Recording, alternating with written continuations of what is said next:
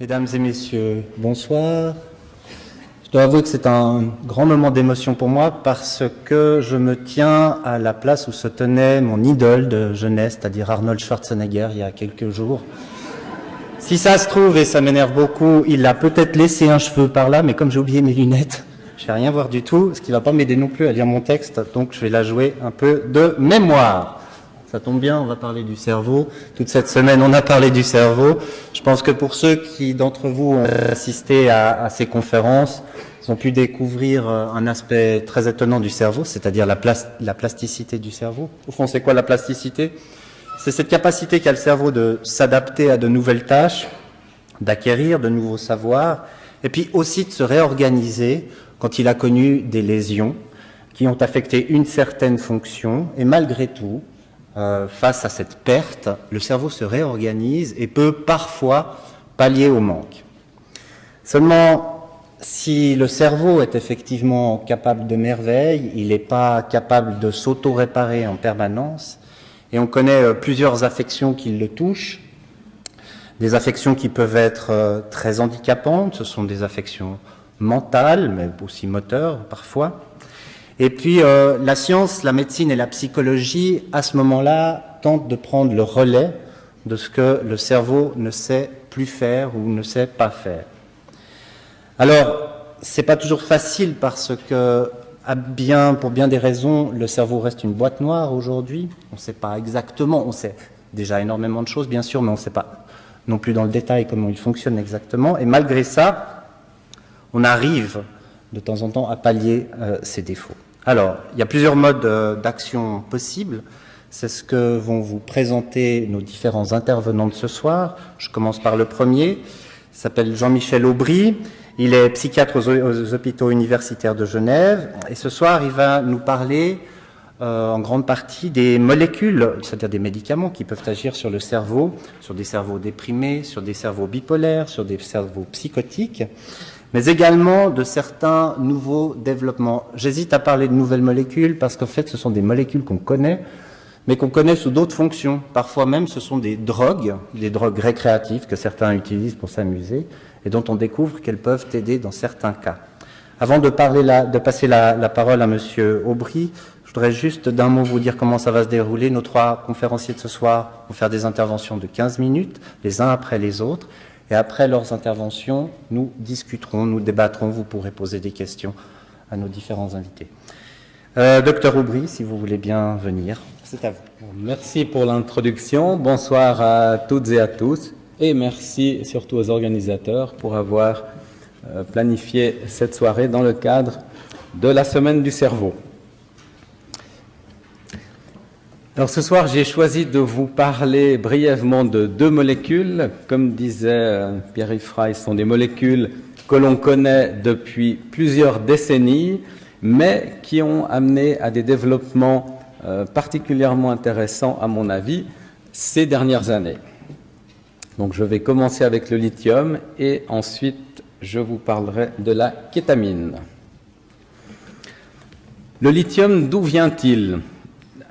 C'est assez fascinant parce que le lithium remonte à la création de l'univers. En fait, il remonte au Big Bang, donc il y a à peu près 14 milliards d'années. Et on considère, enfin en tout cas les astrophysiciens considèrent, qu'il fait partie des poussières du Big Bang, comme le deutérium et comme d'autres éléments de notre univers. Donc il a accompagné notre univers, notre système solaire et notre planète depuis des milliards d'années. Voilà un tableau qui nous rappelle un petit peu nos cours de chimie, où vous voyez effectivement le lithium, qui est une toute petite molécule. Il vient juste après l'hydrogène, avec une masse atomique très faible, et c'est donc un élément extrêmement léger, que l'on trouve dans différentes régions du monde, et plus particulièrement dans les hauts plateaux de Bolivie, d'Argentine et du Chili. Et en fait, en Bolivie, il y a à peu près la moitié des réserves terrestres de lithium. C'est de là qu'on va l'extraire, notamment pour l'utiliser pour les batteries des voitures électriques, pour les batteries de vos téléphones portables, pour bien d'autres utilisations, et également pour une utilisation médicale. On en trouve aussi dans l'eau des océans, mais beaucoup plus difficile à extraire que dans ces grands déserts de sel sur les hauts plateaux des Andes. Le lithium, il fait son apparition dans la médecine relativement tardivement, donc au milieu du 19e siècle, avec Alfred Baring, qui fait des essais pour traiter la goutte avec du lithium. Et puis, vers la fin du 19e, c'est un psychiatre danois, Frédéric Lange, qui, pendant quelques années, fait des essais pour traiter la dépression avec du lithium. Et puis ensuite, le lithium sort des écrans radars de la médecine et on n'en parle pratiquement plus jusqu'à 1949, où là, le potentiel thérapeutique du lithium est mis en évidence par un médecin australien qui s'appelait John Cade et qui, après avoir essayé sur lui-même le lithium pour être sûr qu'il était inoffensif, a proposé à des patients qui souffraient de maniaco-dépression et qui étaient en phase maniaque de prendre du lithium pour essayer de traiter leur phase maniaque.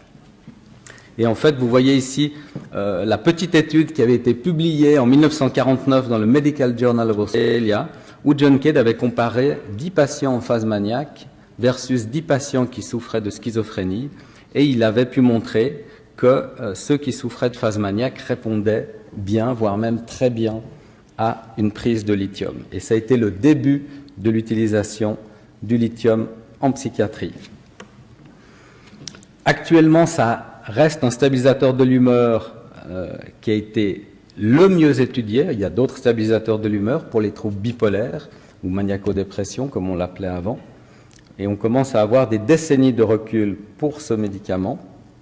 Donc ça reste un premier choix pour la prévention des rechutes, et ça prévient mieux les rechutes maniaques. Un point très intéressant avec le lithium, c'est qu'il va permettre de diminuer le risque suicidaire, qui est malheureusement relativement élevé dans la maladie bipolaire. Et là, il y a des études particulièrement intrigantes et intéressantes qui ont été publiées ces dernières années. Une a été publiée au Japon, l'autre en Autriche, et une première avait été réalisée aux États-Unis.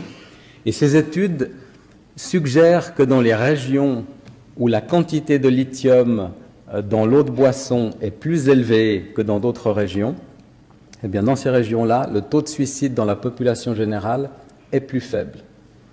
Donc ça suggère que même avec des toutes petites quantités de lithium, parce que là on parle de quantités qui sont à peu près 1000 fois plus faibles que les quantités que l'on utilise pour traiter des personnes qui souffrent de troubles bipolaires, eh bien même avec ces quantités extrêmement faibles, on pourrait avoir un effet préventif sur le suicide dans la population générale. Donc ça demandera encore à être répliqué dans d'autres pays à très grande échelle, mais ce sont des études quand même assez fascinantes qui donnent un éclairage encore sur les effets du lithium. Et puis il y a un autre effet qui a été mis en évidence relativement récemment, enfin depuis quelques années, c'est l'effet de neuroprotection. Le lithium, il a un mécanisme d'action relativement complexe, avec plusieurs cibles thérapeutiques. Il y a une cible qui est très importante, qui a maintenant été identifiée, c'est une protéine qu'on appelle GSK3-bêta, et le lithium va inhiber cette protéine. Cette protéine, elle est impliquée dans une multitude de mécanismes cellulaires liés à la mort cellulaire et à la survie cellulaire notamment. Et on sait maintenant que le lithium va avoir un effet majeur sur ce type de protéines et peut avoir un effet de neuroprotection. Alors je vous cite par exemple une étude qui a été publiée récemment et qui s'est intéressée à des patients qui avaient un trouble bipolaire, qui étaient traités avec du lithium, et ils les ont comparés avec d'autres patients bipolaires qui étaient traités avec des stabilisateurs de l'humeur autres que le lithium. Et en fait, ce qu'ils ont pu montrer avec des techniques de neuroimagerie, c'est qu'ils ont pu constater une augmentation de la matière grise dans ces régions ici que vous voyez en jaune, qui sont des régions qu'on appelle régions limbiques, qui sont impliquées dans la régulation des émotions et de l'humeur notamment. Et ces changements étaient notable uniquement avec le lithium et pas avec les autres stabilisateurs de l'humeur.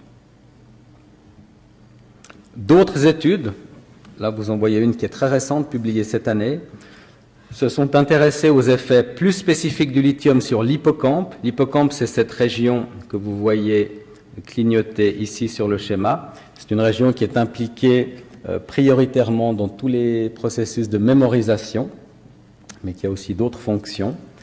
Et là aussi, les chercheurs ont pu montrer qu'il y avait une augmentation du volume de l'hippocampe chez des patients bipolaires traités avec du lithium comparé à ceux qui n'étaient pas traités avec du lithium. Alors c'est d'autant plus intéressant que cette région de l'hippocampe, elle contient, ou elle représente la possibilité de la neurogenèse. On en a probablement entendu parler en début de semaine. La neurogenèse, c'est cette faculté qu'a notre cerveau de produire des nouveaux neurones, des nouvelles cellules nerveuses. Il y a quelques régions dans le cerveau qui ont cette capacité. Donc pour résumer, le lithium, ça reste un très bon stabilisateur de l'humeur, avec un effet antidépresseur, un effet antimaniaque et un effet préventif pour les récidives. Et puis il y a cet effet préventif sur le suicide, qui a été maintenant très bien démontré, et une action neuroprotectrice qui est de plus en plus étudiée et qui semble se confirmer. La deuxième molécule dont j'aimerais parler brièvement, c'est la kétamine. La kétamine, on en parle beaucoup depuis quelques années parce qu'elle est utilisée comme drogue par les clubbers, ceux qui veulent faire la fête toute la nuit et qui cherchent des substances pour vraiment s'éclater, comme on dit. Elle a même dépassé, semble-t-il, l'ecstasy dans certains pays pour ceux qui sont adeptes de ce genre de produits. Alors c'est une molécule qui a été synthétisée dans les années 60, donc qui est également relativement ancienne, comme le lithium, approuvée en 1970 par la FDA aux États-Unis comme anesthésique et utilisée ensuite comme anesthésique générale. Elle a un profil pharmacologique qui est assez complexe et qui est très différent de celui des antidépresseurs, par exemple. Et alors, ce qui est intéressant, c'est que depuis quelques années, il a été constaté qu'elle pouvait être utilisée comme antidépresseur sous forme injectable. Et vous avez même là un titre qui a été repris dans le Time Magazine en août 2010 et qui posait la question: est-ce que la kétamine représente un quick fix, un moyen très rapide pour traiter la dépression résistante? Alors pourquoi? Eh bien parce que regardez par exemple ce graphique. Vous avez ici les minutes, 40 minutes, 80 minutes, 110 minutes, et puis ensuite les jours. Et vous avez là un score de dépression. Donc plus le score est élevé, plus la dépression est sévère, plus le score est faible, plus les symptômes dépressifs diminuent. Et là, ça concerne un groupe de patients qui a reçu un placebo, c'est en bleu, ou un groupe de patients qui a reçu de la kétamine en injectable, c'est la courbe en rouge. Et vous voyez qu'en 40 minutes, il y a une diminution à peu près de moitié des scores de dépression. Donc on passe d'une dépression très sévère, 35 c'est vraiment une dépression sévère, à un score de 16-17, qui est une dépression qu'on peut considérer comme légère à modérée. Et puis vous voyez que l'effet persiste pendant plusieurs heures, le premier jour, deuxième jour également. Malheureusement, les symptômes dépressifs reviennent après une semaine à 10 jours. Là, c'est par rapport aux idées suicidaires et c'est le même résultat. Vous voyez une diminution des scores d'idées suicidaires qui baissent très rapidement dans les 40 minutes suivant l'injection. Aucun antidépresseur n'arrive à avoir cette rapidité d'action. Alors là aussi, malheureusement, au bout d'une semaine à 10 jours, vous voyez que les idées suicidaires se sont réinstallées. Donc, les cliniciens et les chercheurs ont essayé de maintenir cet effet antidépresseur extrêmement rapide. Et pour ça, il y a déjà quelques études qui ont été réalisées où on fait des injections répétées, jusqu'à 6 fois, 1 jour sur 2, où on va réinjecter de la kétamine pour essayer de prolonger cet effet. Et c'est effectivement ce que l'on voit. Et dans ces études, on arrive à prolonger en moyenne l'effet jusqu'à 3 semaines, parfois beaucoup plus longtemps. il y a quand même des effets indésirables, comme avec tout médicament. L'effet indésirable le plus marquant, c'est celui de phénomènes dissociatifs ou phénomènes hallucinatoires. On peut avoir l'impression même de sortir de son corps ou des effets hallucinatoires assez particuliers qui sont parfois recherchés par ceux qui utilisent la kétamine comme drogue. Et donc ça, il faut bien l'expliquer aux patients qui vont recevoir un traitement de kétamine parce que ça peut quand même être assez désagréable comme sensation dans les minutes ou l'heure qui suit l'injection. Donc pour résumer, la kétamine a un effet antidépresseur extrêmement rapide quand on l'utilise sous forme injectable. Le mode d'action a l'air, d'après ce qu'on sait à ce jour, d'être très différent de celui des antidépresseurs. Et il y a, comme je disais, des protocoles qui sont maintenant à l'étude pour essayer de maintenir cet effet extrêmement rapide, soit en l'associant avec d'autres molécules, soit peut-être qu'il faut prendre le relais avec des approches psychologiques ou d'autres approches. L'avantage majeur étant de pouvoir sortir d'une dépression profonde avec des idées suicidaires de manière extrêmement rapide. Et je m'arrêterai là. Pour le moment, on pourra discuter ensuite si vous avez des questions. Merci beaucoup, Dr Aubry, c'est vraiment assez impressionnant. D'ailleurs, je crois que c'est Paracels qui disait que le poison est dans la dose. On voit qu'avec la kétamine, effectivement, une drogue récréative, on peut tout d'un coup obtenir un médicament suivant quoi. Et je lisais il n'y a pas longtemps, il y a quelques jours de ça, qu'on pourrait éventuellement utiliser l'héroïne pour traiter de grands alcooliques. C'est assez étonnant, mais voilà. Comme quoi, il faut gérer de rien. Alors, notre prochain conférencier, c'est le professeur Pollack. Il travaille aux hôpitaux universitaires de Genève. Il est professeur en neurobiologie. Son propos ce soir va porter sur une méthode qui s'appelle la stimulation profonde. Je crois que c'est comme ça qu'on dit. C'est assez impressionnant parce que là, on n'est plus dans les médicaments, mais effectivement, on est dans des opérations sur le cerveau assez impressionnantes puisqu'il s'agit au fond d'introduire une électrode dans le cerveau, parfois très profondément, et puis de délivrer à ce moment-là des impulsions électriques qui vont permettre de rétablir certaines fonctions ou alors de soigner certaines dysfonctions. C'est assez impressionnant, mais ça marche très bien. C'est une méthode qui est connue notamment pour soigner toutes les pathologies liées au tremblement, dont le Parkinson. Mais ce qu'on ignore plus, en revanche, c'est que les indications pour ce genre d'opération se multiplient et qu'on peut aussi, aujourd'hui, on entrevoit effectivement la possibilité de guérir certaines pathologies mentales grâce à ces stimulations. Je ne vous en dis pas plus et le professeur Pollack vous révéler tout ça. Merci beaucoup. Bien, bonsoir à tous. Merci aussi aux organisateurs pour cette magnifique semaine. Alors, la stimulation cérébrale profonde, on dit souvent DBS, Deep Brain Stimulation. Vous savez qu'en médecine, on parle maintenant anglais. C'est un peu plus commode que le latin. Donc, on dit DBS, même en langue française. Alors, qu'est-ce que c'est que cette DBS? Tout simplement, dès qu'une cellule est en vie, eh bien, il y a une différence de potentiel à travers les membranes de toute cellule. Donc, Galvani, qui est physicien célèbre de l'électricité, a dit que la vie était électricité. Vous voyez déjà au XIXe siècle la possibilité, juste après l'invention de l'électricité, la découverte de l'électricité, qu'il est possible de stimuler des nerfs et entraîner un rictus. Et puis l'application peut-être la plus connue, c'est le pacemaker cardiaque. Depuis déjà plus d'un demi-siècle, on peut très bien entraîner les cellules myocardiques et ainsi provoquer des rythmes très réguliers dans des maladies rythmiques du cœur. Donc le fonctionnement d'une cellule vivante est associé à une activité électrique.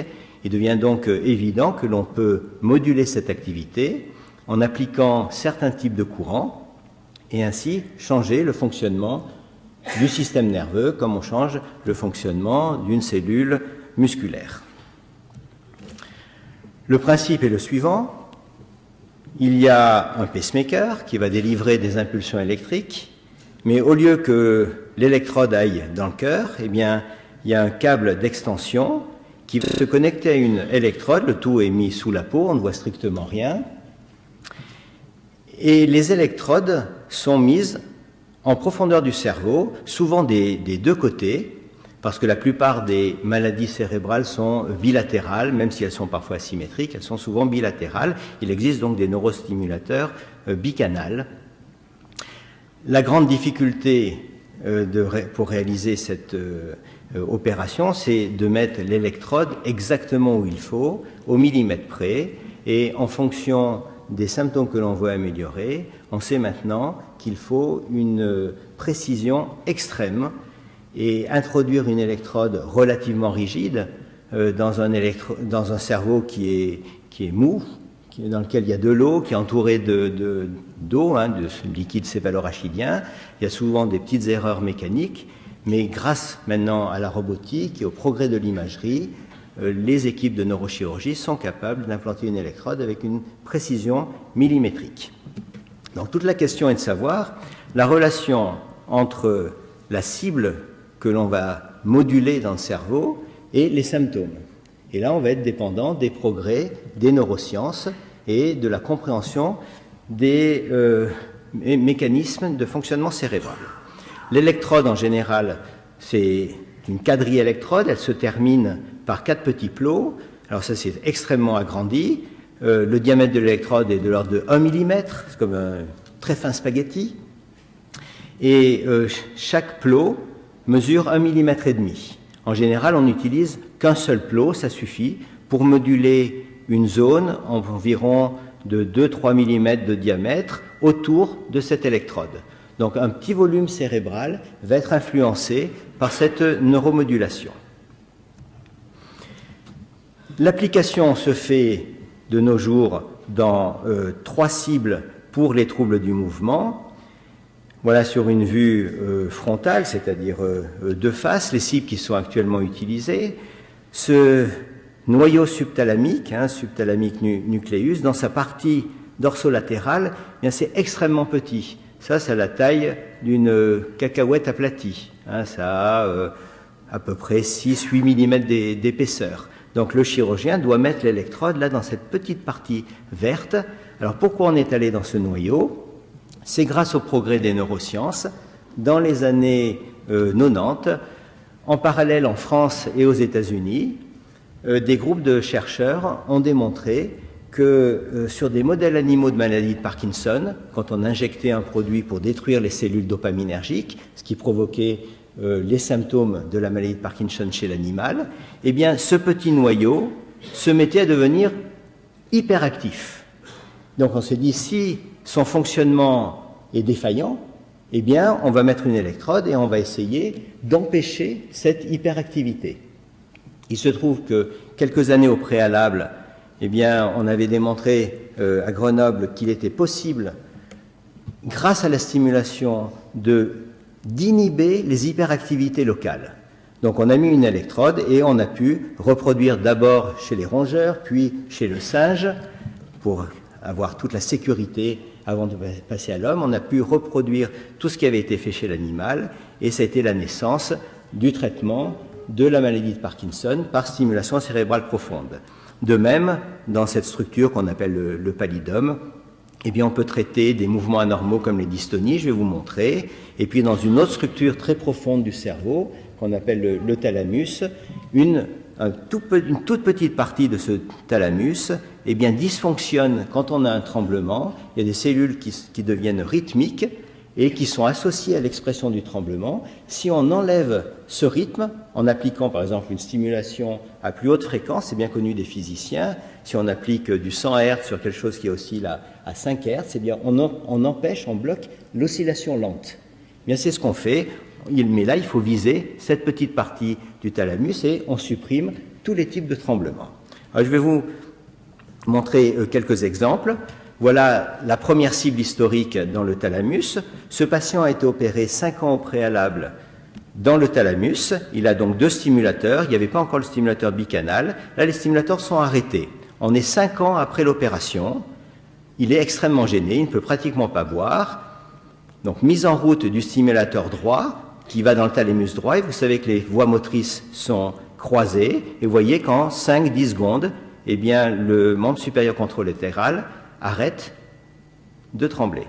Maintenant, mise en route du stimulateur gauche, et là, pareil, en 10-15 secondes, le tremblement s'arrête.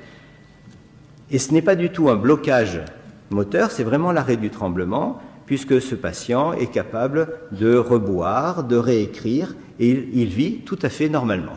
Donc c'est vraiment une suppression de l'activité anormale, rythmique, grâce à une neuromodulation, et on a démontré qu'il fallait une haute fréquence, haute dans les 100 Hz, pour bloquer les oscillations à basse fréquence dans ce noyau du thalamus. Un autre exemple, un jeune patient qui souffre d'une maladie de Parkinson. C'était dès la première année de la découverte de la stimulation cérébrale profonde dans les troubles du mouvement. Ce patient a été opéré, mise en route du stimulateur, vous voyez, de façon tout à fait synchrone, arrêt du tremblement, arrêt de la stimulation, et le tremblement revient.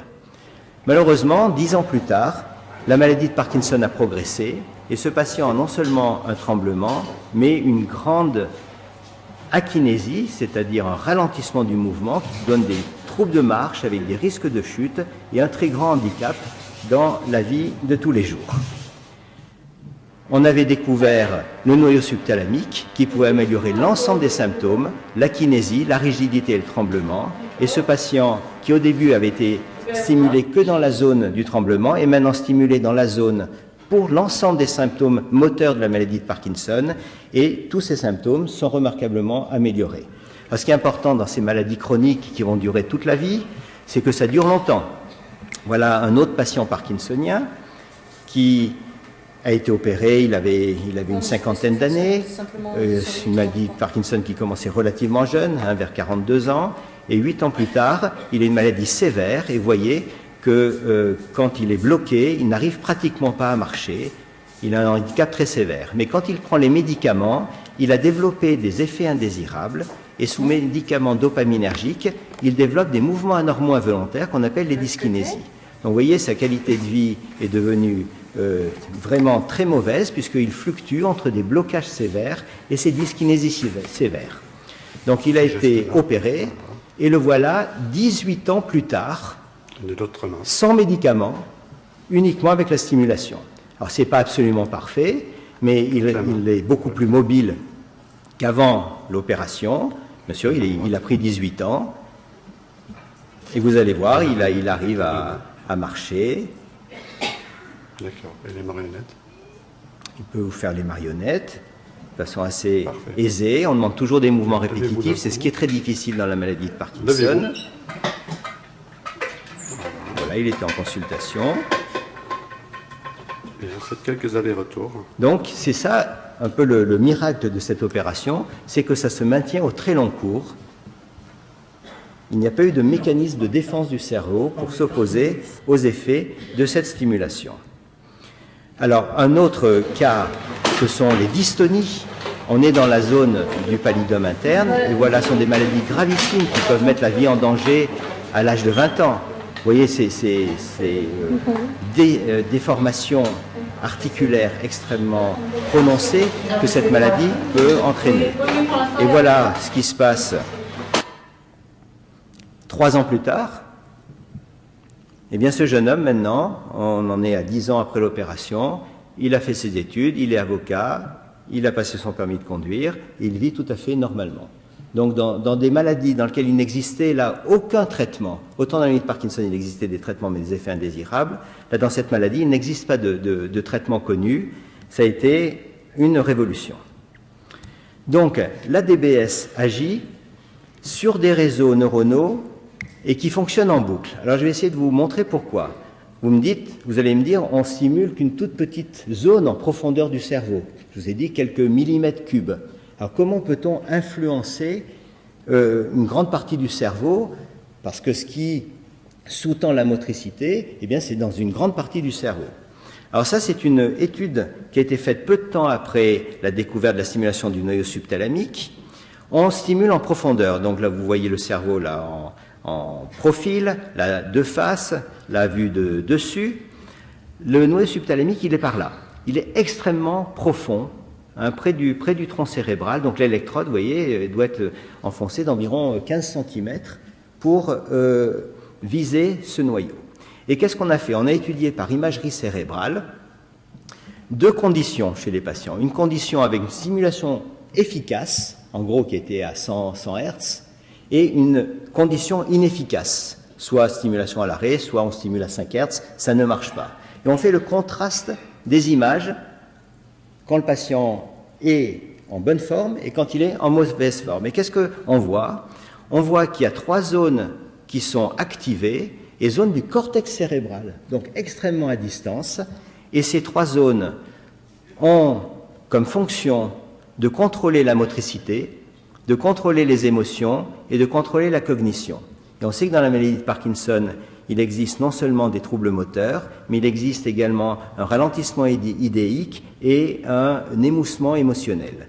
Donc c'est la confirmation que même en modulant une toute petite zone profonde du cerveau, on peut influencer un réseau complet neuronal.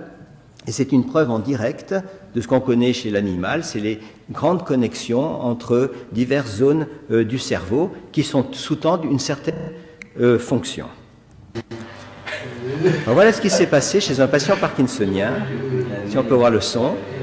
On stimulait, il a été opéré pour le mouvement, et puis on a entraîné un fou rire.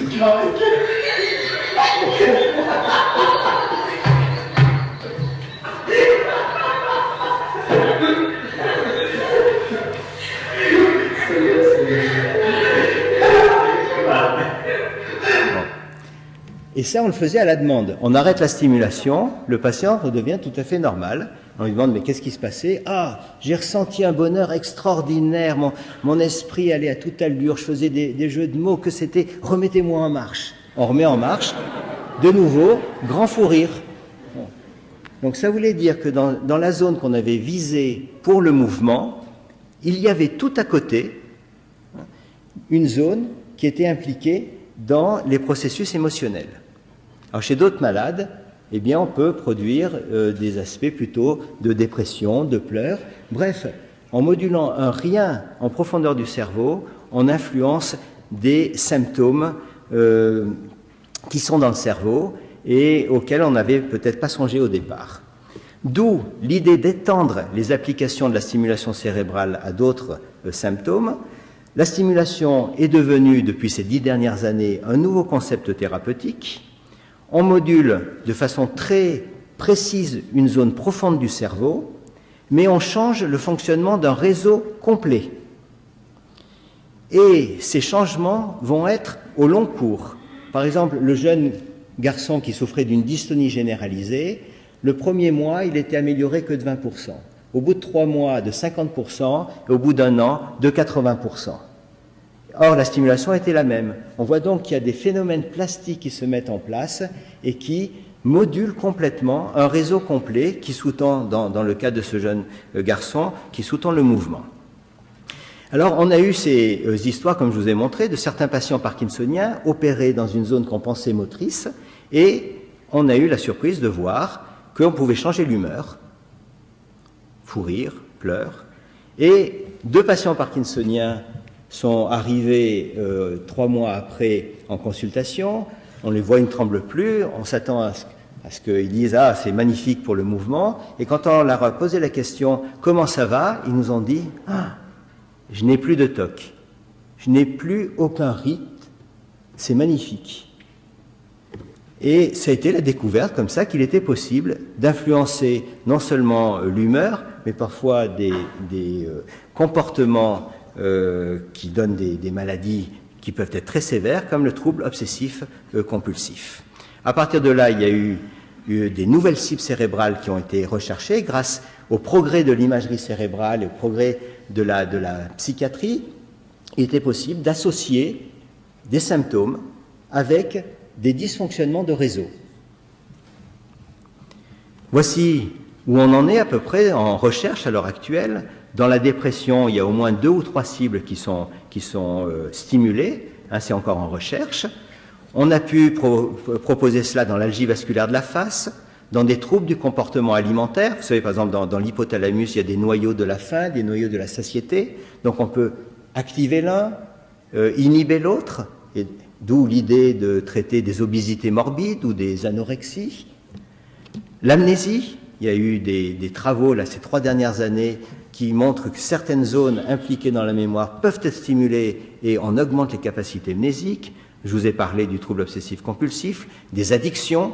Il y a 4 équipes dans le monde qui sont parties dans le traitement d'addictions très sévères. Vous savez que les résultats thérapeutiques à l'heure actuelle sont relativement décevants, dans l'éthylisme chronique par exemple, ou les cocaïnomanes, dans le syndrome de Gilles de la Tourette, les tics, dans les épilepsies, certains troubles de la marche, des déséquilibres et des mouvements anormaux comme la chorée. Voici quelques exemples. Ce qu'on appelle le freezing de la marche, ce sont des patients qui n'arrivent plus, ils ont la sensation d'avoir de la colle sous les semelles.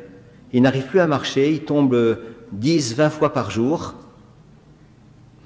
Donc faites pas attention, ça c'est pour mesurer la marche, ce sont des électromyographies à distance.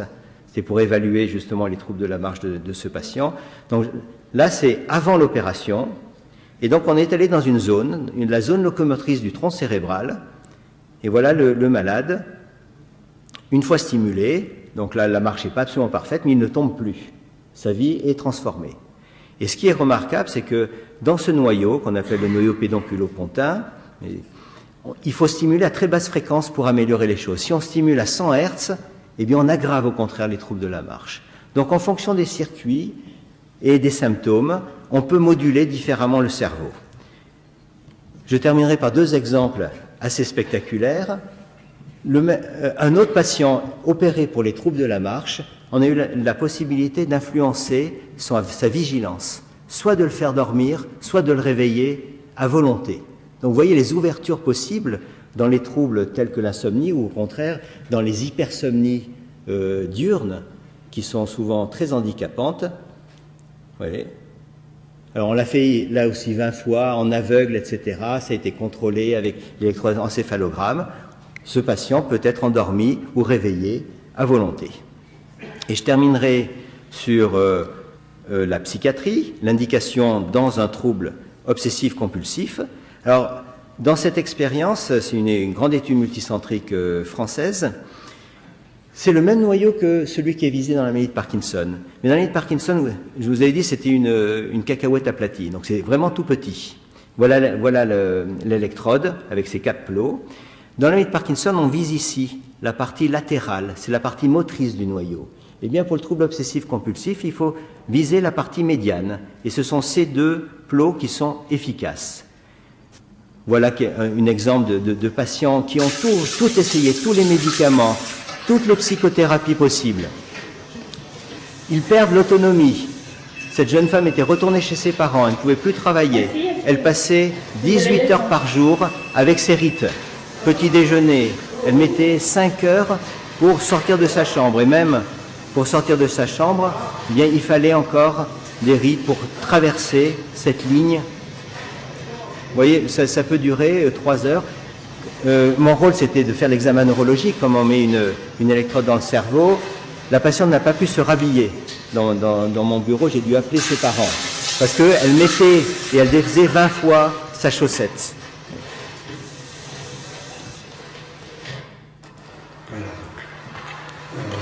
Voilà, 2 ans après l'opération. Bon, elle raconte comme elle est, elle revit normalement. Donc elle conduit, elle a repris un boulot, elle a un petit copain, elle est redevenue autonome.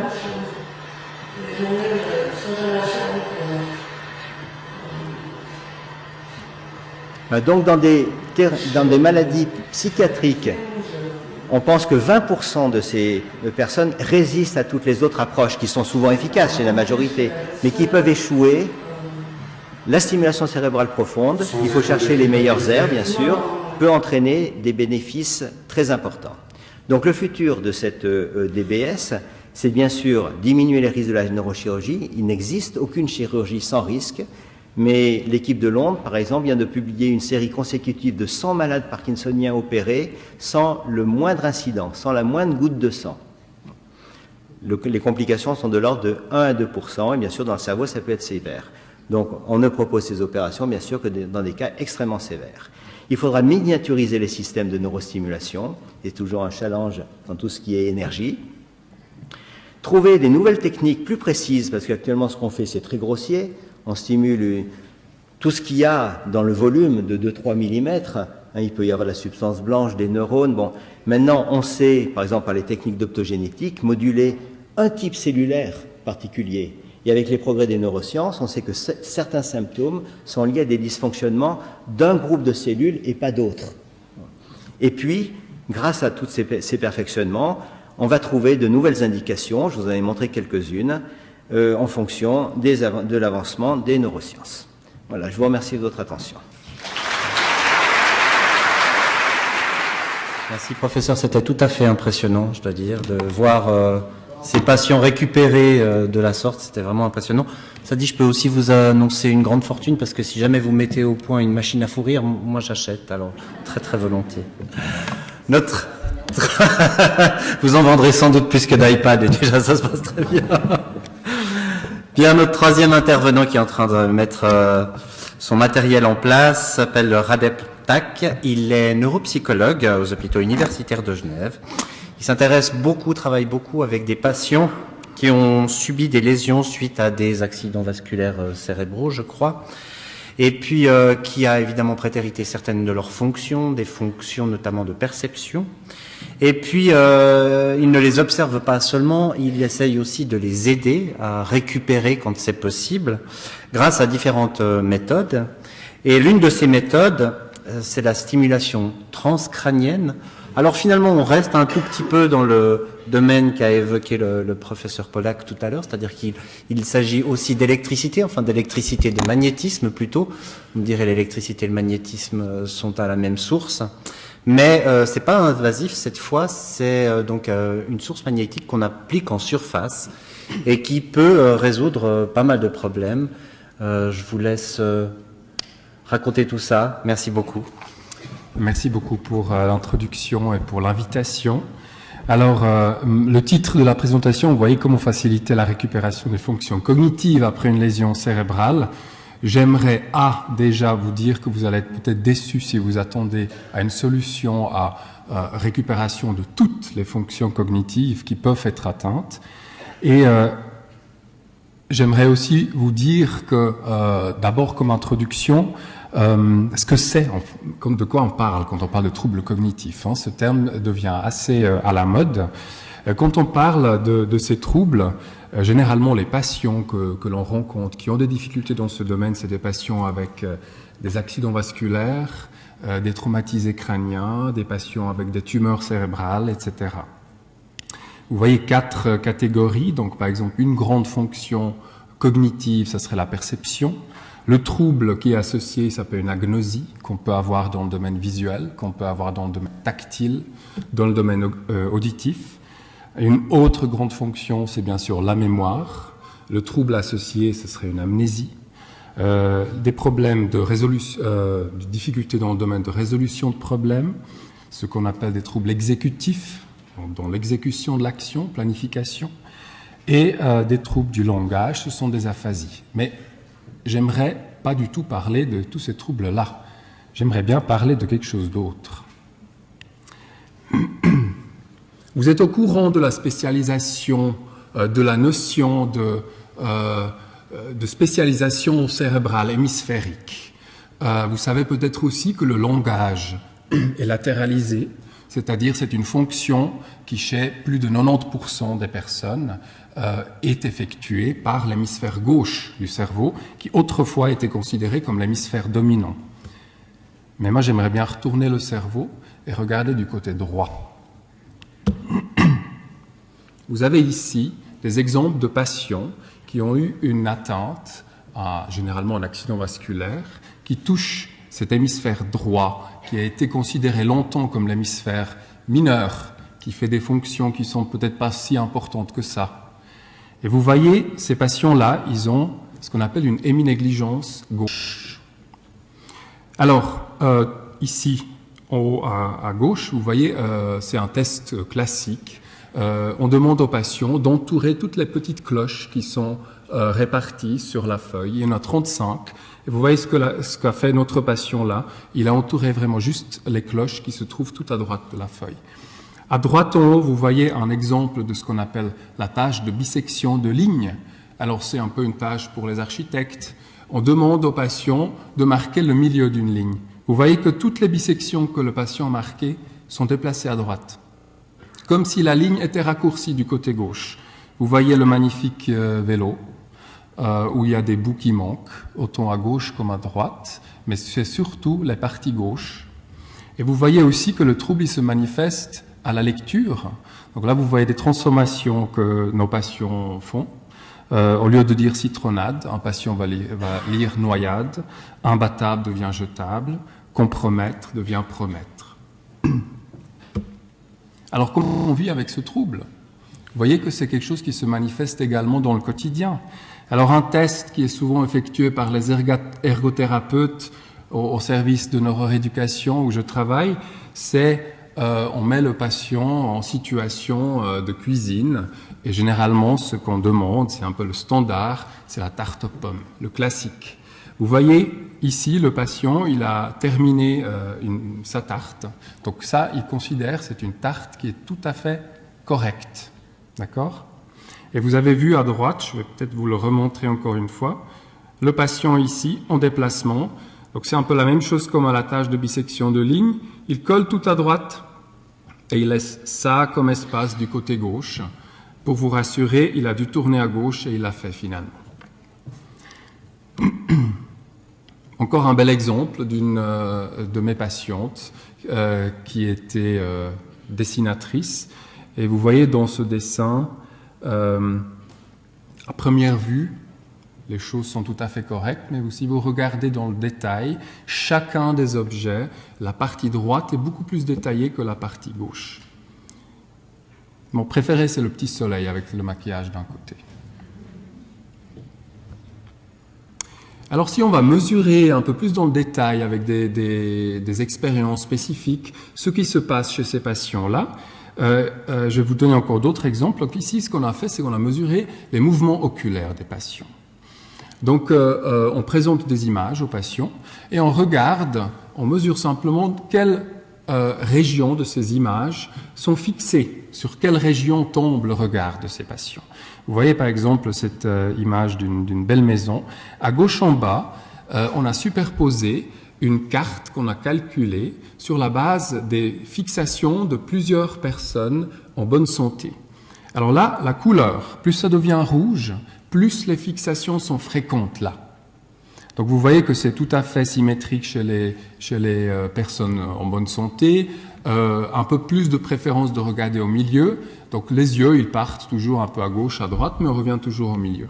Et vous voyez à droite les patients avec l'héminégligence où le centre principal de leur intérêt, c'est cette petite fenêtre qui se trouve à droite.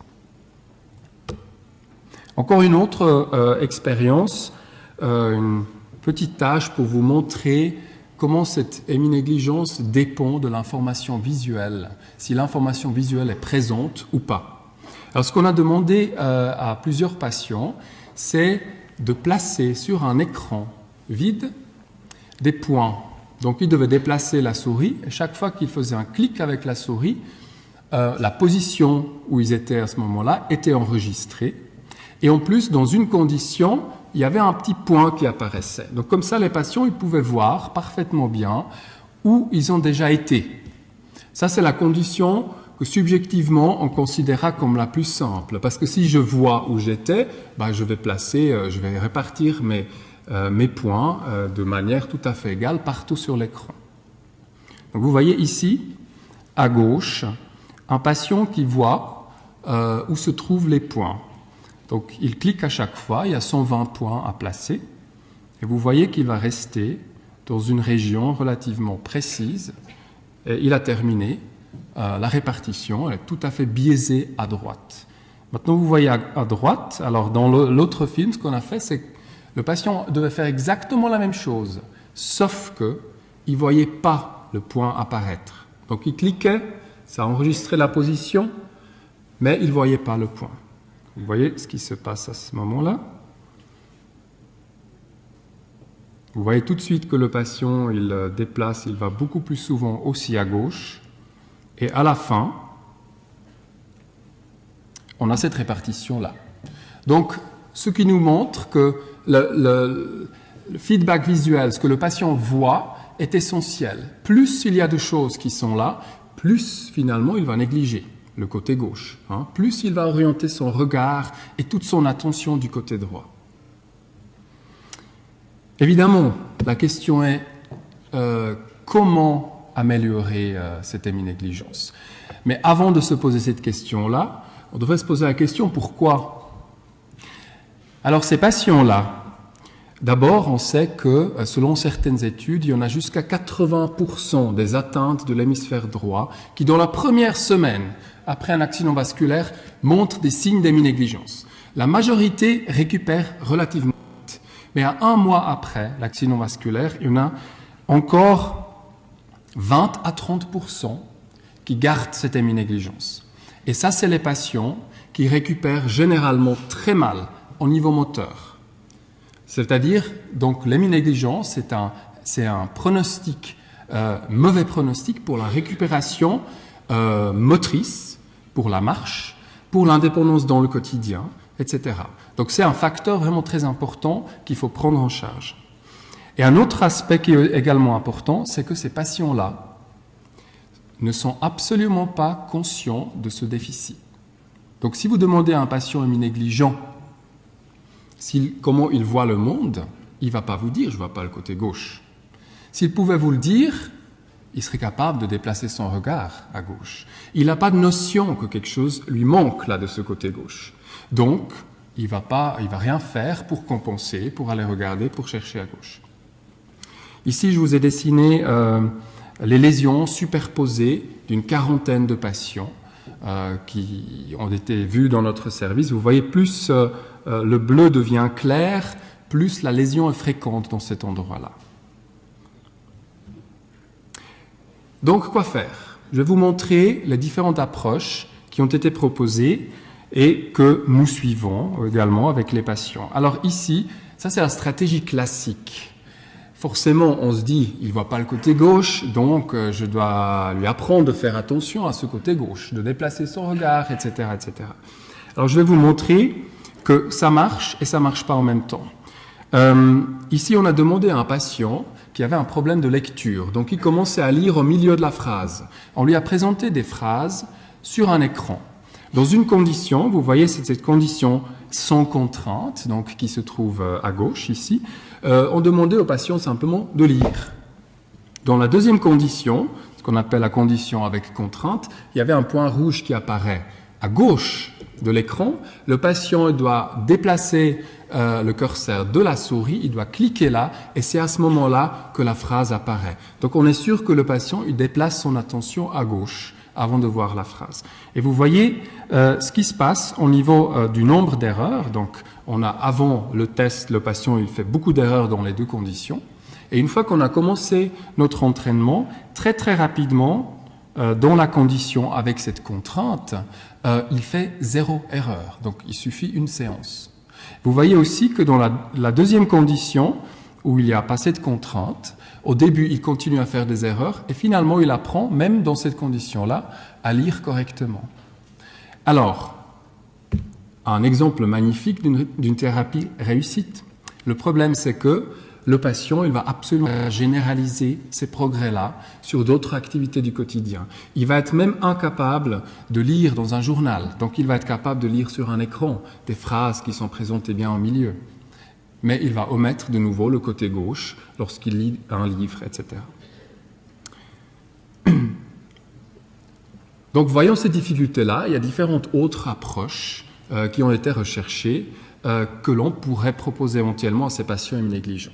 Ce qui a été terriblement discuté ces dernières années, derniers 10 ans à peu près, c'est l'effet de ce qu'on appelle l'adaptation prismatique. Alors, de quoi il s'agit d'abord ?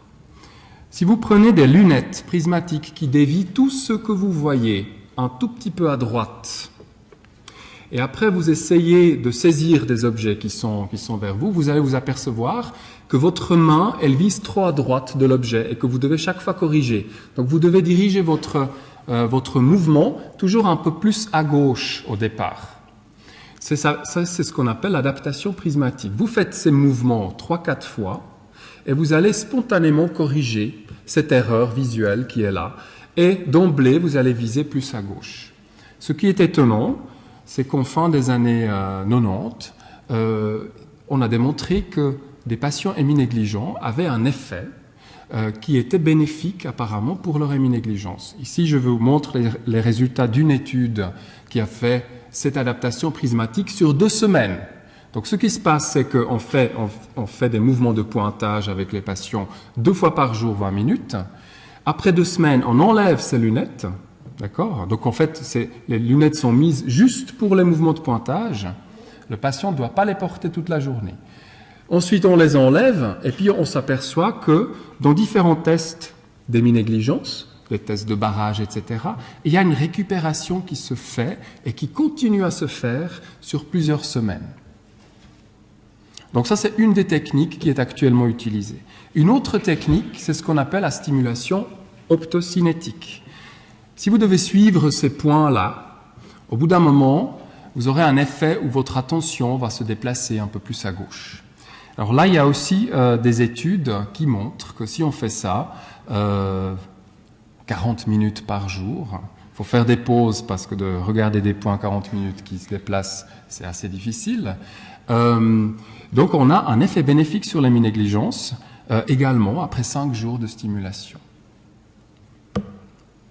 Et finalement, ces nouvelles techniques de stimulation transcrânienne. Alors là, on est dans la stimulation électrique à travers le crâne. Donc on n'est pas en train d'implanter des électrodes, on n'est pas dans quelque chose d'invasif dans le cerveau, on est en train de travailler à travers le crâne.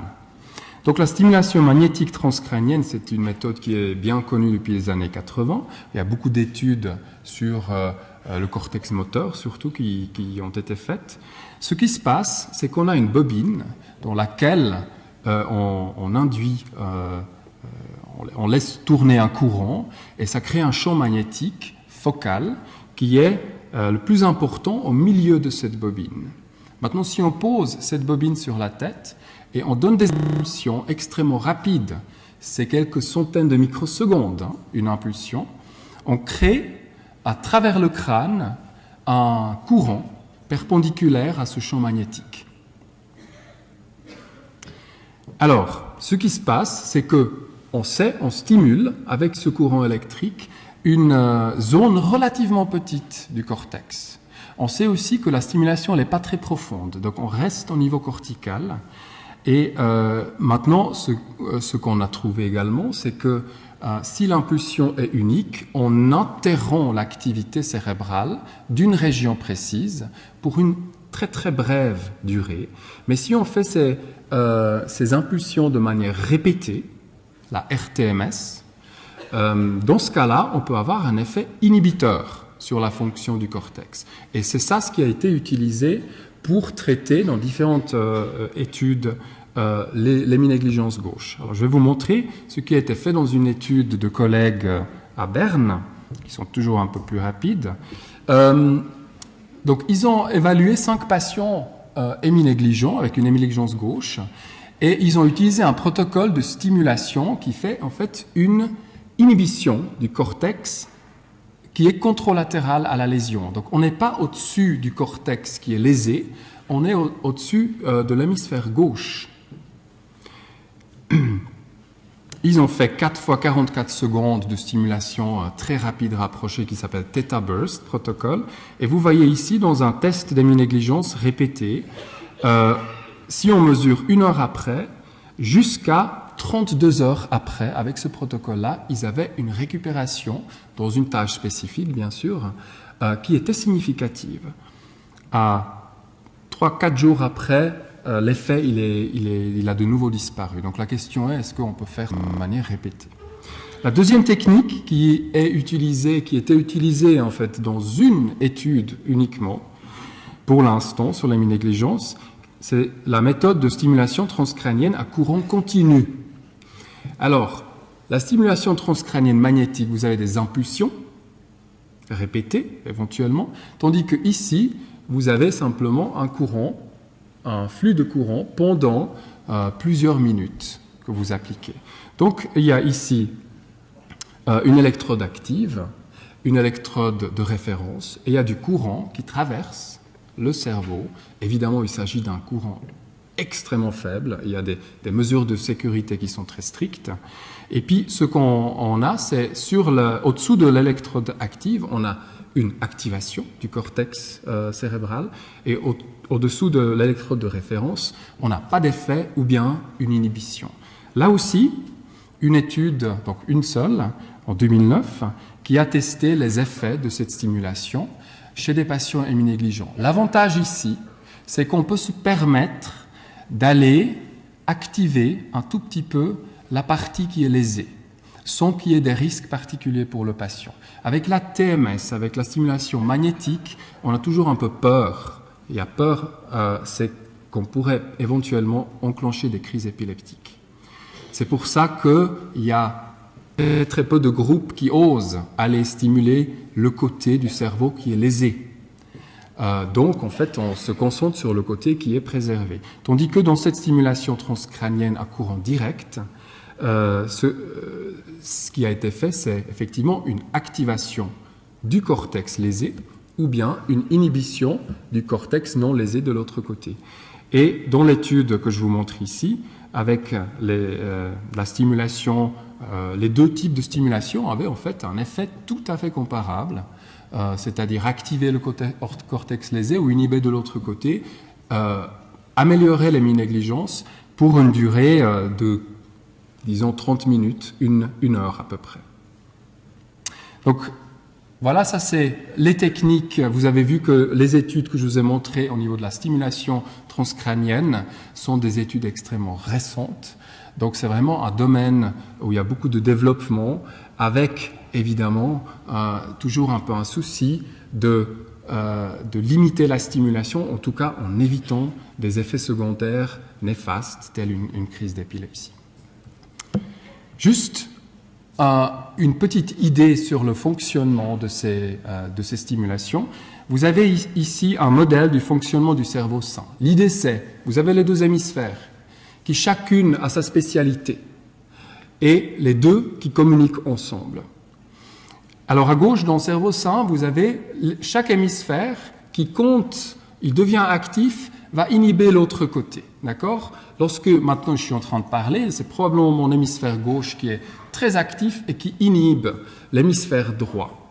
Si je suis en train de faire une tâche plutôt visuelle, spatiale, c'est l'hémisphère droit qui va inhiber l'hémisphère gauche. Et dans un cerveau sain, c'est en parfait équilibre. Qu'est-ce qui se passe après une lésion droite ? C'est l'hémisphère gauche qui est toujours préservé, qui va inhiber cet hémisphère droit, mais l'hémisphère droit ne peut plus tellement inhiber l'hémisphère gauche parce qu'il a une lésion. Donc, le résultat, c'est qu'on a une inhibition nette de l'hémisphère droit qui est déjà lésé. Qu'est-ce qui se passe si on applique une stimulation de l'hémisphère gauche qui est préservé? C'est qu'on rétablit en quelque sorte cet équilibre parce qu'on inhibe l'hémisphère gauche pour une durée limitée. Voilà, je vous remercie beaucoup pour votre attention.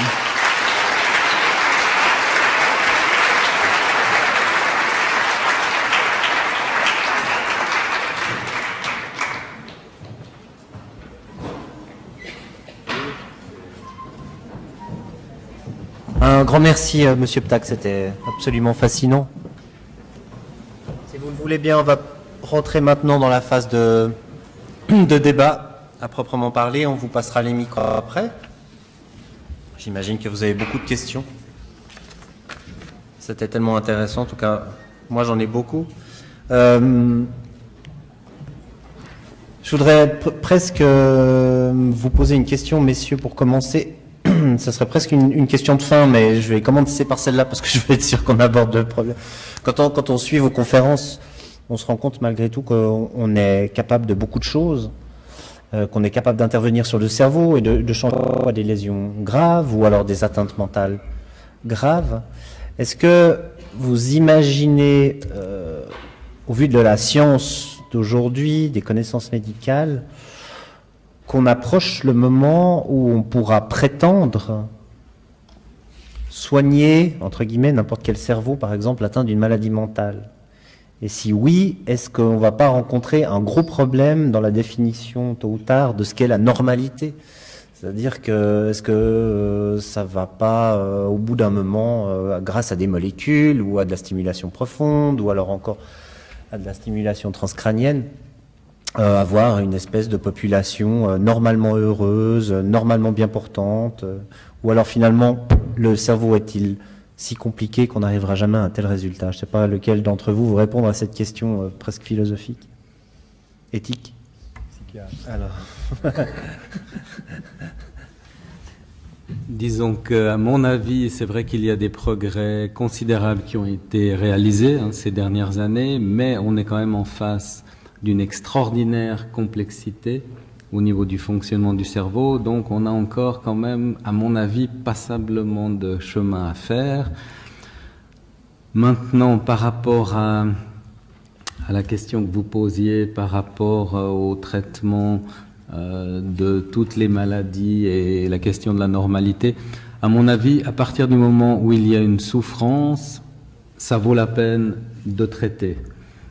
Quand il n'y a pas de souffrance, même si on est un petit peu en dehors de la normalité, ça pose pas vraiment de problème. Mais dès qu'il y a une souffrance psychologique, c'est que il faut trouver un traitement pour soulager cette souffrance, à mon avis. Cela dit, on peut aussi considérer qu'il y a une, je dirais, fonction culturelle à la souffrance, c'est-à-dire que telle société n'a pas forcément la même approche de la souffrance, c'est-à-dire que peut-être qu'en diminuant les souffrances graves, les souffrances moins graves deviendront à ce moment-là graves, et puis qu'il faudra soigner n'importe quelle souffrance jusqu'au moment où on aura totalement éliminé la souffrance. Alors c'est clair qu'il y a des différences culturelles, des différences de tolérance par rapport au comportement, mais c'est quand même, à mon avis, le point central. Quand il y a une souffrance, qu'elle soit physique ou psychique, on va essayer de l'atténuer ou de la faire disparaître. Ça me paraît être un but quand même tout à fait noble et souhaitable. D'accord, on reviendra sans doute à cette question plus tard. Autre remarque ou question, il me semble que vous faites beaucoup de travail. Je ne sais pas qui a découvert les propriétés de la kétamine dans le cas de la dépression. En tout cas, c'est probablement les milieux médicaux, etc., etc. Les expériences de stimulation profonde, c'est aussi probablement les milieux médicaux. On dirait que, je dirais, tout le secteur pharmaceutique, après la découverte des fameux antidépresseurs de la classe SSRI, j'en passais les meilleurs, finalement un peu démissionné des maladies telles que la dépression, les psychoses, etc., que finalement aujourd'hui c'est plutôt les milieux médicaux qui essayent de s'organiser pour trouver des réponses. Je ne sais pas, messieurs, si... Monsieur Aubry. Disons que on est face à un problème dans le sens que ces dernières années, on n'a pas eu vraiment de développement majeur, que ce soit au niveau des antidépresseurs ou des antipsychotiques. Donc les entreprises pharmaceutiques ont essayé de développer des nouveaux produits avec des petits changements au niveau des molécules, mais on n'a pas vraiment eu de révolution à ce niveau-là. Et c'est pour ça que ce qu'on peut constater par exemple avec la kétamine, ça ouvre un nouveau champ de recherche et de traitement avec des modes d'action qui sont très différents de ce que l'on connaissait jusqu'à maintenant avec les antidépresseurs. Donc c'est avec ce genre de découverte qu'on espère pouvoir avancer et progresser de quelques étapes. Parce qu'autrement, il y a des antidépresseurs qui viennent régulièrement sur le marché, mais on n'en a pas un qui est franchement plus efficace qu'un autre ou qui agit... Il ressemble désespérément à ce qui est déjà sorti, au fond, avec des modes d'action très semblables. Voilà, je dirais ces variations sur un thème connu. D'accord. Donc il faut trouver d'autres pistes originales avec des modes d'action vraiment différents. Puisqu'on parle de beaucoup de plasticité du cerveau cette semaine, j'ai une question pour vous, Monsieur Pollack. Avec cette méthode de stimulation profonde, est-ce qu'il n'y a pas moyen d'habituer le cerveau du fait de ces stimulations et puis ensuite d'enlever l'électrode? Pourquoi le cerveau ne s'habitue-t-il pas finalement à résoudre son problème au bout d'un moment de stimulation et puis il ne resterait plus qu'à enlever l'électrode? Heureusement qu'il n'y a pas de plasticité de partout. Autrement, la DBS n'existerait pas. Il y a dans certaines zones du cerveau une habituation. On a pu voir des effets s'amenuiser avec le temps. C'est l'exception. Et donc, je n'ai absolument pas la réponse. Pourquoi le cerveau ne s'habitue pas à ces stimulations extérieures. Je ne sais pas à l'heure actuelle. Donc, beaucoup de plasticité est mise en place, mais pas pour tout. Et c'est pour cela que la stimulation cérébrale profonde reste efficace au très long cours. Vous disiez que finalement vous réserviez ce traitement, notamment dans le cas de Parkinson, aux personnes qui sont sévèrement atteintes. C'est du fait du danger ou du coût que cela engendre? C'est à cause du type de maladie. On dit souvent qu'il n'existe pas une maladie de Parkinson, mais il n'existe que des patients parkinsoniens. La maladie de Parkinson qui commence à l'âge jeune, disons avant 40, avant 50 ans, est essentiellement une maladie motrice qu'on traite avec des médicaments dopaminergiques pour remplacer la dopamine qui manque, mais avec le risque chez certains patients, et notamment donc les plus jeunes et les plus sévèrement atteints, de développer ces fluctuations motrices et ces mouvements anormaux. C'est ça l'indication de la neurochirurgie. Quand la maladie de Parkinson commence au-delà de 60 ans, et en particulier après 70 ans, d'autres symptômes non moteurs deviennent très invalidants. Et pour ces symptômes, nous n'avons pas de traitement par stimulation à l'heure actuelle possible. Un des développements, c'était le traitement des troubles de la marche, que j'ai appelé le freezing et l'instabilité. Ça, c'est encore en développement. Donc, on cherche d'autres cibles qui pourraient améliorer d'autres symptômes. Donc, la neurochirurgie de la maladie de Parkinson s'adresse essentiellement aux troubles moteurs, après développement des complications motrices de la dopathérapie, et ces complications sont sévères dans la forme à début précoce. D'accord. Accessoirement, comment vous avez découvert les autres indications de la stimulation profonde? Est-ce que c'est par des erreurs de manipulation, puis tout d'un coup on s'est aperçu que ça changeait telle chose et que ça pouvait être intéressant, ou c'est plutôt une démarche déductive? Les deux, parfois c'est par hasard. La cible du nœud subthalamique pour traiter le trouble obsessif compulsif, c'était les deux cas de patients parkinsoniens qui avaient en même temps un TOC, et la stimulation a amélioré les deux symptômes à la fois. Et puis le plus souvent maintenant, c'est par raisonnement, grâce aux imageries cérébrales des troubles du comportement. On voit que certains circuits dysfonctionnent. Alors ça ne veut pas dire que c'est la cause, que le dysfonctionnement est la cause de la maladie, c'est simplement une association entre un symptôme et une partie du cerveau qui dysfonctionne. On va chercher dans le cerveau une cible qui va permettre de moduler l'ensemble du réseau qui dysfonctionne. Donc on suit les progrès des neurosciences. C'était tout à fait remarquable pour la dépression. Une psychiatre de Toronto a fait une constatation assez troublante qu'il y a une zone du cerveau particulière dont l'activité change en fonction de l'humeur. Et cela va de la personne qui ne se plaint de rien jusqu'à des dépressions très sévères. Donc si on demande à une personne qui vraiment n'est pas dépressive, ne consulte pas, mais pensez à un événement extrêmement triste, vraiment l'élément majeur de votre vie, sur le décès du père par exemple, des choses comme ça, et c'est la force de l'esprit humain, c'est tout l'imaginaire qu'on a, et on met ces sujets sains dans une IRM fonctionnelle, et on va faire le contraste entre les images pendant la pensée très triste et puis pendant une pensée complètement neutre. Et on voit qu'il y a une zone très particulière du cerveau qui s'hyperactive à ce moment-là. Si maintenant on prend des dépressifs, eh bien ces dépressifs vont avoir la même zone hyperactive.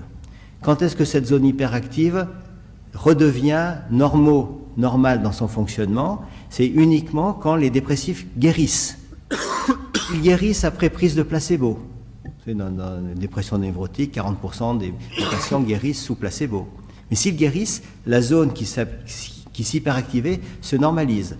Qu'ils guérissent après prise des médicaments sérotoninergiques ou qu'ils guérissent après psychothérapie, tout simplement. Eh bien, cette même zone voit son activité changer. Donc, à partir d'un faisceau d'arguments, cette psychiatre est allée voir son collègue neurochirurgien et lui a dit tu ne mettrais pas une petite électrode dans cette zone très précise? Et c'est ce qui a été fait. Bien sûr, on a commencé par les dépressifs les plus sévères qui avaient résisté à toutes les psychothérapies, à toutes les chimiothérapies possibles. Il en existe malheureusement, des patients qui ont des souffrances extraordinaires, et dans cette population qui donc est à 100% d'échec thérapeutique, 60% répondent à la stimulation de cette zone, à la modulation de cette zone. Le but, c'est de l'inhiber. On dit stimulation, mais vous avez compris que certains types de stimulation ont une activité locale inhibante. C'est ce qui est fait pour la dépression. Voilà un exemple issu des recherches en neurosciences. On l'a dit à quelques reprises ce soir, on connaît encore relativement mal le cerveau, on en sait déjà beaucoup, mais on ne sait pas tout.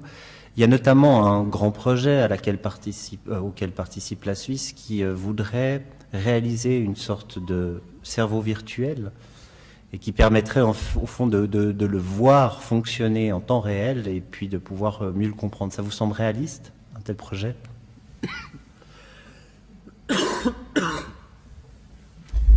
C'est une approche computérisée du cerveau et de mettre en parallèle toutes les connaissances neuroscientifiques possibles. On se dit, on a des ordinateurs tellement puissants maintenant qu'enfin on va comprendre le fonctionnement du cerveau. Donc c'est un énorme projet européen, le Human Brain Project, qui a été déposé, et c'est un pari. Alors est-ce qu'il faut mettre plusieurs milliards de francs dans ce grand projet? On saura bientôt. L'Europe va choisir 2 projets. Il reste 6 projets en cours, et le projet est mené donc par la Suisse et un des demi-finalistes.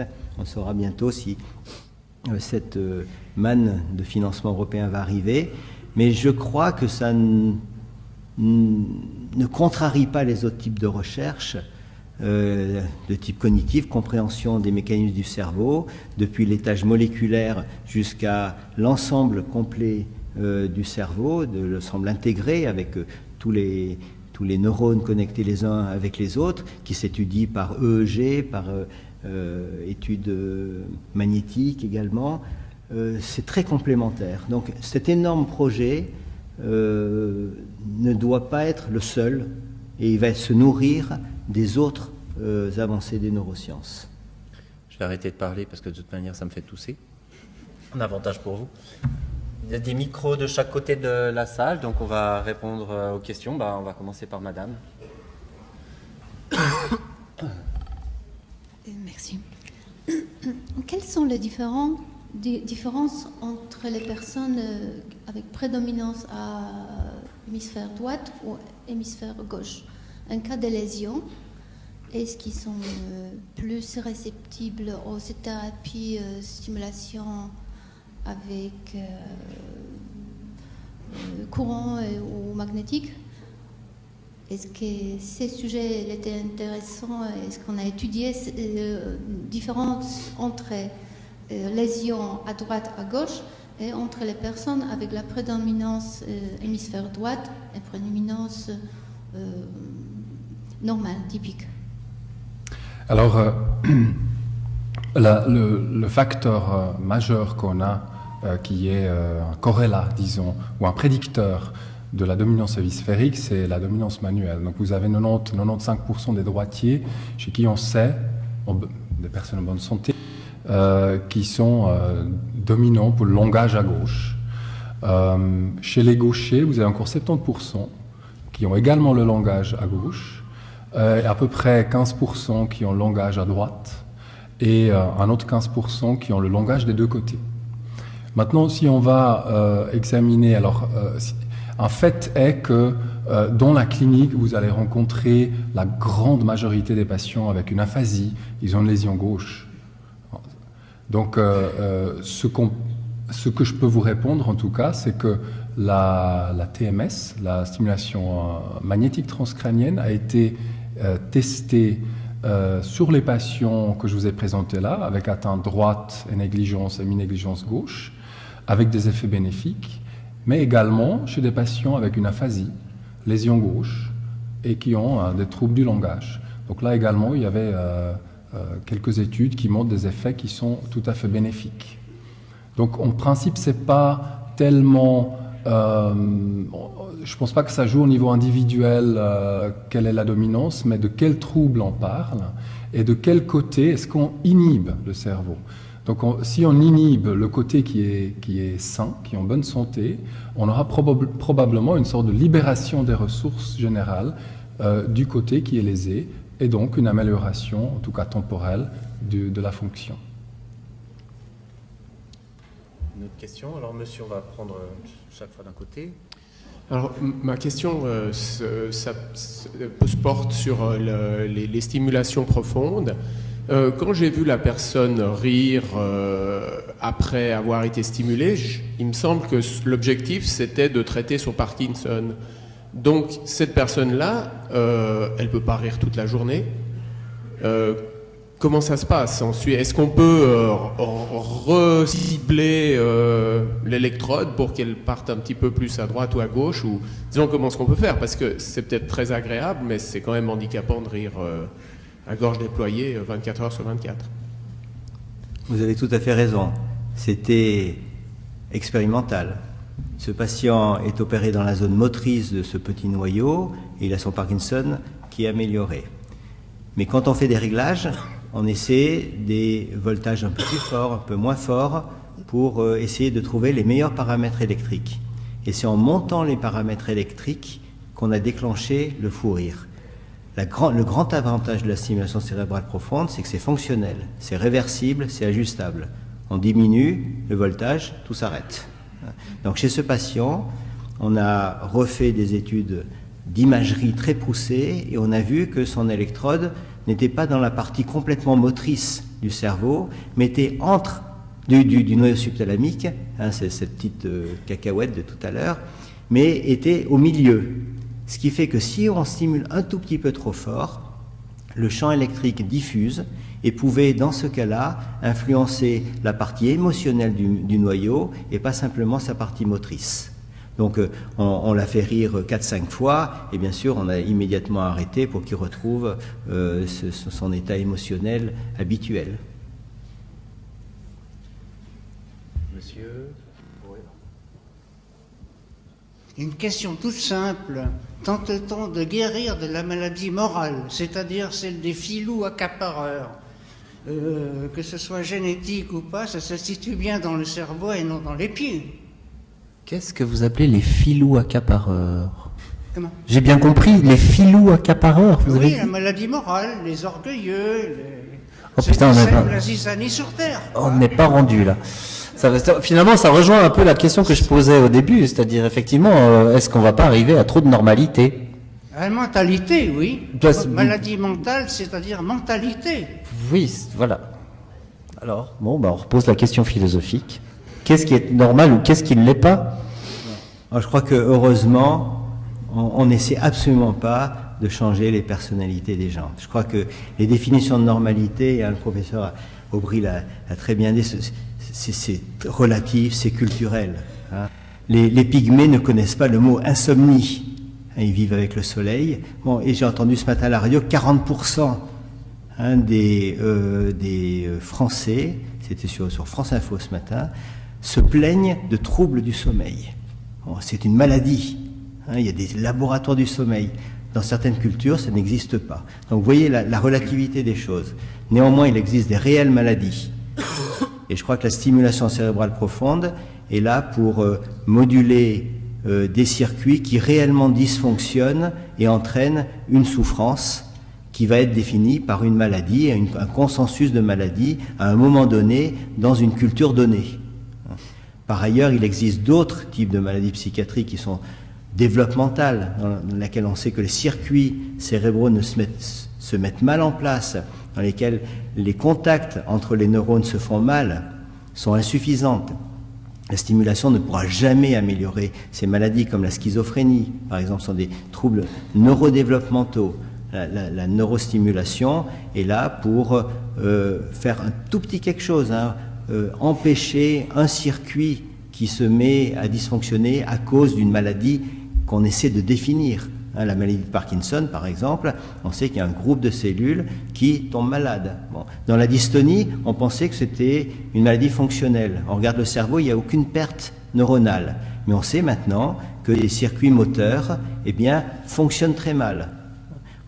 Comme dans la dépression, globalement, il n'y a pas de lésion dans le cerveau, mais on sait maintenant qu'il y a des circuits qui fonctionnent moins bien, et à force, peut-être, il y a des parties du cerveau qui peuvent un peu s'atrophier à force de mal fonctionner.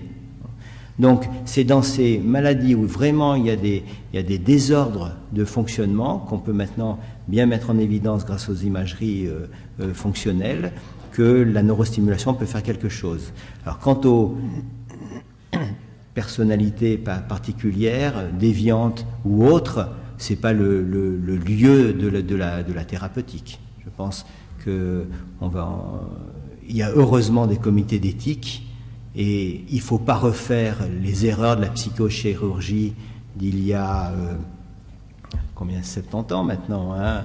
Je me rappelle qu'Edgar Moniz avait eu le prix Nobel pour les lobotomies, pour faire des grosses lésions dans le cerveau et pour améliorer certains troubles psychiatriques. Bon, il y a eu des abus, peut-être pas à cause des chirurgiens, mais plus des neurologues, neuropsychiatres à l'époque, et ça a été fait de façon tout à fait abusive, et il y a eu heureusement une sorte de moratoire international pour arrêter cette psychochirurgie lésionnelle destructrice du cerveau. Bon, maintenant, avec la neurostimulation, c'est tout à fait différent. Hein, c'est une façon très élégante de moduler localement le cerveau, c'est réversible, et l'entourage éthique de tout ce qui se fait maintenant en recherche a fait de tels progrès qu'on va s'attaquer vraiment aux souffrances extraordinaires que la psychiatrie peut entraîner de nos jours et pour lesquelles il n'y a souvent pas de réponse. Monsieur, je crois que vous attendez depuis... Ah, excusez-moi. Bonsoir. Ma question se pose sur la prise de lithium. S'il y aurait des effets négatifs, surtout sur les capacités cognitives de type la mémoire, la logique, la capacité d'apprentissage de nouvelles tâches.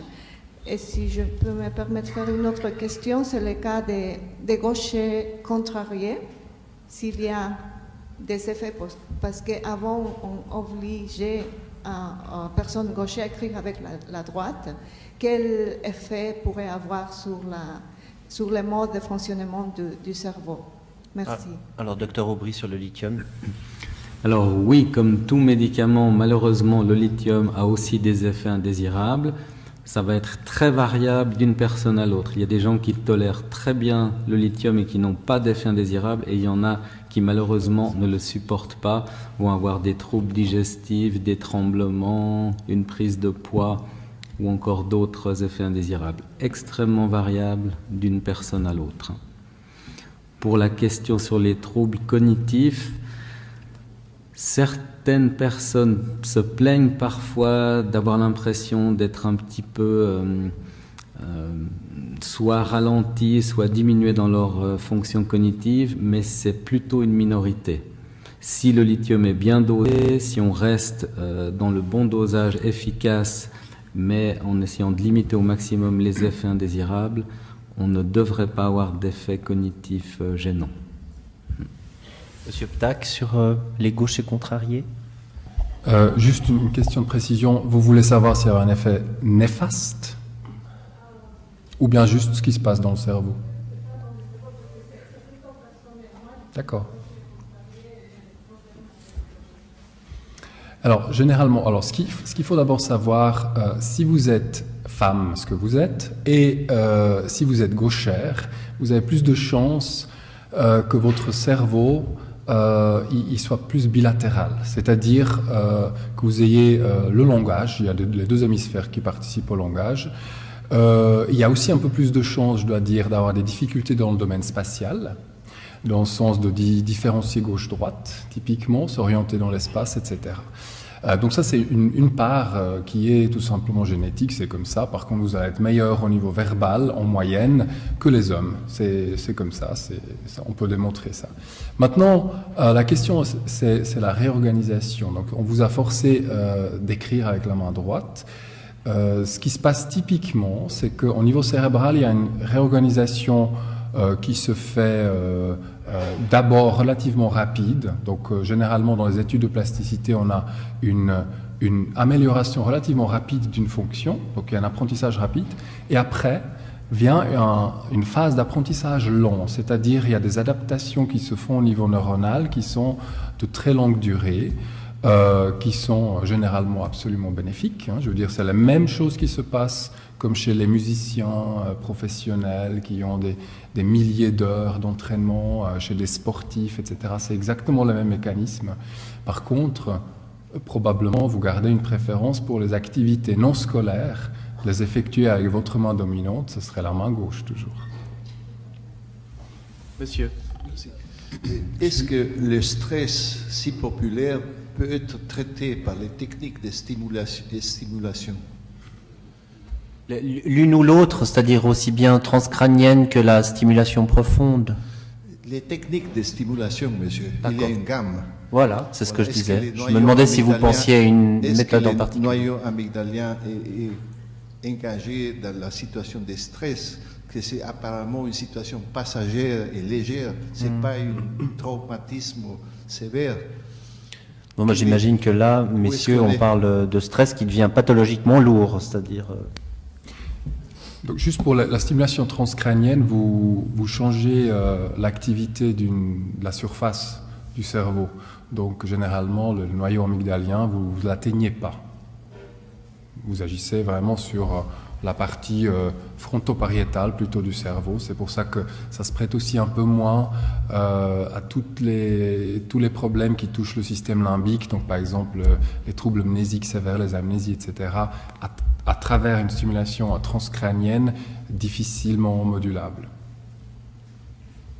Oui, avec la stimulation cérébrale profonde, on peut très bien aller dans les zones qui sont hyperactives lors des périodes de stress. Le problème du stress, la définition est extrêmement large et il faut envisager des pathologies majeures. Ça n'a pas encore été proposé, mais dans d'autres affections, il y a beaucoup d'angoisse où on sait qu'il y a des dysfonctionnements des réseaux qui passent par l'amygdale et des stimulations ont pu faire du bien à ce niveau-là. On sait que dans l'épilepsie, la zone de l'hippocampe et de l'amygdale est très souvent anormale et avec des décharges électriques. Il y a des anciennes opérations, mais qui sont toujours d'actualité, d'enlever la zone épileptogène, ça englobe l'amygdale, et il peut y avoir des effets sur les réactions au stress. Les nouvelles cibles, par exemple, pour les dépressions, les phobies sociales ou les addictions peuvent aller dans une partie cérébrale qui est en connexion directe avec l'amygdale et qu'on peut neuromoduler. Donc indirectement, oui, on peut très bien influencer cela avec la neuromodulation cérébrale profonde. Peut-être juste encore dire que si le stress est sévère et prolongé, en général on va aboutir à une dépression et on peut utiliser aussi la stimulation magnétique transcrânienne, comme mon collègue a présenté, pour traiter la dépression. Oui. Excusez-moi. Voilà, là-bas, pardon. Alors j'aimerais savoir si les effets de la kétamine sont irréversibles. Parce qu'on dit que c'est une drogue, donc, et puis est-ce que ça peut créer des lésions ou avoir des effets complètement néfastes sur le cerveau, vu que la frontière, elle devient plus tellement nette et claire. Voilà. Alors, les effets, oui, sont réversibles, et c'est en fait plutôt un problème, puisque comme vous avez vu, l'effet bénéfique antidépresseur de la kétamine, il aura tendance à disparaître au bout de quelques jours. À ma connaissance, pour le moment, il n'a pas été montré que ça puisse avoir des effets néfastes durables. Ce qui est intéressant, par contre, il a été montré dans des études précliniques chez l'animal, qu'après l'injection d'une dose de kétamine, dans les 24 heures qui suivent l'injection, vous avez des remaniements au niveau des synapses et au niveau des dendrites synaptiques, donc au niveau de l'organisation des neurones, qui vont être mesurables. Donc des changements à nouveau extrêmement rapides, 24 heures après l'administration, il va y avoir des changements au niveau de l'architecture de certains neurones. Et c'est peut-être en partie lié à l'effet thérapeutique chez l'homme, mais ça reste encore à élucider. Mais accessoirement, puisqu'on est sur la kétamine, est-ce qu'il n'y a pas forcément un phénomène d'addiction puisqu'il s'agit d'une drogue? Alors il peut y avoir un problème d'addiction qui n'est pas aussi important qu'avec d'autres drogues. D'accord. Mais ça existe. Alors monsieur... Bonsoir, et je tiens à vous remercier pour la qualité de cet exposé. Alors je connais personnellement un membre de ma famille donc, qui est atteint de la maladie de Parkinson, donc j'en connais un peu les dégâts et l'évolution. Je me suis pas mal documenté et ma question, j'ai pas mal de questions, on va dire, à plusieurs niveaux. Donc on a vu qu'il y avait l'interface homme-machine, donc avec stimulation électrique. On a l'interface homme-médicament, donc la stimulation via produits chimiques. Et maintenant l'interface par induction, on va dire aussi stimulation électrique mais externe au corps. Ma question est la suivante. Est-ce que si je stimule directement un noyau dans le centre nerveux, donc le système nerveux central, avec un bruit rose non codé, sans métronome, c'est-à-dire sans fréquence, dans les parties centrales du cerveau, quelles seront après l'arborescence qui sera produite au fait? Est-ce que vous, en tant que docteur, vous avez pu essayer ce genre d'expérience? Quand je dis bruit rose, un signal électrique qui contient toutes les harmoniques. Moi je connais bruit blanc, mais je connais pas bruit rose. Voilà. Si. Est-ce que vous pouvez nous traduire un peu la question, parce qu'effectivement c'est assez spécialisé. Alors peut-être pour les... Ce sont des stimulations qui ne sont pas spécifiques d'une fréquence donnée. D'accord. On est sur toutes les plages de fréquences. Voilà, toute une gamme, donc apparemment non, a priori non spécifique. Bon. Ça se fait soit sur des tranches de cerveau in vitro, soit sur des petits animaux entiers, puis on essaie de comprendre, on recherche les meilleurs paramètres électriques pour moduler une zone particulière. À l'heure actuelle, on n'a rien trouvé. Il n'y a aucun effet de ce type de stimulation. Ce qu'on fait aujourd'hui est extrêmement grossier. Ce sont des stimulations à une fréquence donnée, toujours la même, et qui va diffuser dans l'ensemble du parenchyme cérébral. Je crois que c'est vous avez dit le mot interface cerveau-machine, c'est la première interface cerveau-machine qui est arrivée en application. Et le futur, c'est d'arriver à comprendre le langage du cerveau. Et il y a déjà, la presse s'est fait écho de ces possibilités d'enregistrer quelques groupes de cellules du cortex et de comprendre comment elles parlent entre elles. Quand on enregistre les cellules et qu'on écoute chaque fois qu'il y a une décharge, ça fait un petit bruit. Bon, c'est complètement aléatoire, on dit c'est stochastique, c'est toc, toc, pop, pop, pop, pop. Bon. En fin de compte, il y a un langage et ça sous-tend une fonction particulière. Donc l'idée maintenant, ça va être de reproduire le fonctionnement réel du cerveau. Parce que ce qu'on fait à l'heure actuelle, c'est d'une grossièreté incroyable. Alors quand on aura bien compris, on a parlé de Human Brain Project, quand on aura bien compris comment les cellules fonctionnent entre elles, avec ces énormes réseaux qui se mettent à osciller, on a quelques petites idées, mais on ne sait pas vraiment, on pourra non seulement le recueillir, le message, mais le réinjecter. Et par exemple, pour des tétraplégiques, l'idée c'est de récolter les cellules qui, elles, fonctionnent bien dans le cerveau, mais qui ne peuvent pas donner les mouvements puisque la moelle épinière est coupée, donc le câblage est coupé. Si on recueille les cellules, la personne se donne l'ordre de bouger. Et quand elle se donne l'ordre de bouger, ces cellules corticales fonctionnent bien et on peut les enregistrer. Donc l'idée c'est de les enregistrer, de comprendre et de réinjecter le signal en distalité. Dans quelques années, ça va marcher. Voilà, ça c'est fait. Hello. Bonsoir. J'avais une question. Est-ce que pensez-vous que la souffrance a une fonction dans la normalité et est-ce que la souffrance un rôle dans l'auto-guérison, dans la capacité d'auto-guérison des personnes? Monsieur Aubry. Vaste question, c'est ça? Oui, vaste question.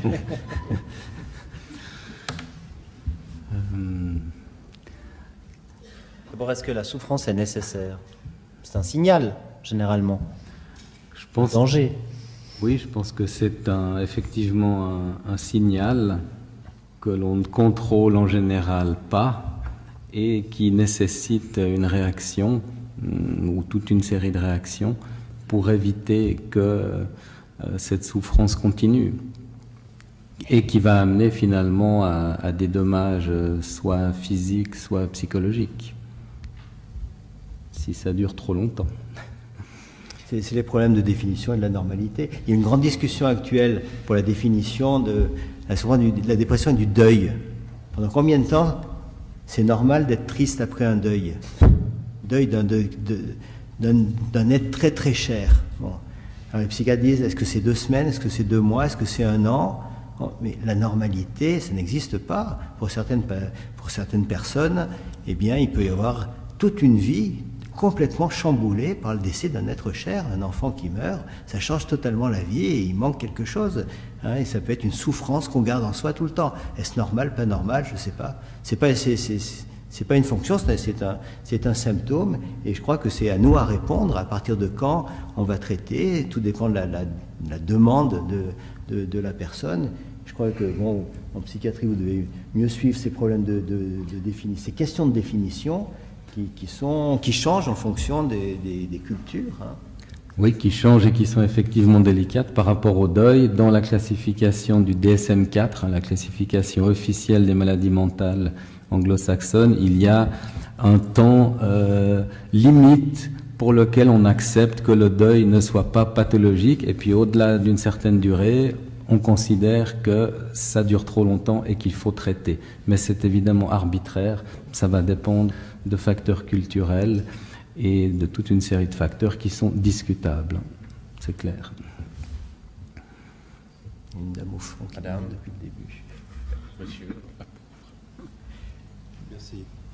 J'ai une petite précision à propos de la kétamine. J'ai eu l'occasion d'essayer ce produit, en tout cas une dizaine de fois. C'est impossible que ça soit une drogue qu'on puisse prendre, parce que quand on prend ce produit, on ne peut plus bouger pratiquement, et on est dans un délire très agréable. Et la curiosité de l'histoire, c'est que ça s'arrête instantanément, le délire. C'est comme si on sort d'un cinéma, comme ça. Tout d'un coup, on est en pleine imagination, de musique, de créativité. On a l'impression qu'il y a 25 orchestres, c'est très agréable, et puis tout, ça s'arrête, et puis on peut se lever. Mais avant, c'est impossible de bouger, et puis on ne peut pas être en relation avec quelqu'un. Donc, c'est un médecin qui m'avait donné ça, qui faisait une certaine recherche avec ça. Et moi, j'avais une habitude de méditation, une chose comme ça, donc j'avais l'habitude d'état un peu différent de conscience. Donc j'ai utilisé ça, puis au bout de quelques fois j'en ai eu assez, puis voilà quoi. Le cannabis peut être une drogue beaucoup plus compliquée à gérer que ça, là. J'ai aucun doute que... Mais voilà, je pense pas que ça m'a détruit trop mes cellules, mais c'était une expérience étonnante, quoi. À part ça, il y a quelque chose qui m'étonne bon, c'est le cerveau plastique, etc. Le cerveau, il va quand même du bout des cheveux jusqu'au bout des pieds, quelque part. Parce que tout ce qui se passe dans le corps, certains ont même parlé d'un deuxième cerveau dans le ventre. Hein. Et puis, ce qui se passe dans le corps, on a des moyens par la méditation, je pense les gens qui font du tai chi ou des choses comme ça, de se donner du bien-être. Et ce bien-être, pour lutter contre les dépressions, paraît vraiment important. Donc on a des moyens, pas seulement directs sur le cerveau, mais au niveau de la prévention. Moi qui suis physiothérapeute, j'ai acquis de nouvelles thérapies qui me permettent de soigner des gens faiblement dépressifs, mais des fois assez, avec des techniques de stimulation, entre autres à partir des malléoles, simplement en envoyant des courants énergétiques à travers tout le corps, et les gens vivent des bien-être extraordinaires, et ils se relèvent, et ils reviennent quelquefois, ils se sentent nourris, et parce qu'ils ont recréer un vécu de bien-être à l'intérieur d'eux-mêmes. Et ça passe pas par une drogue, ça passe par des stimulations que tout le monde peut apprendre.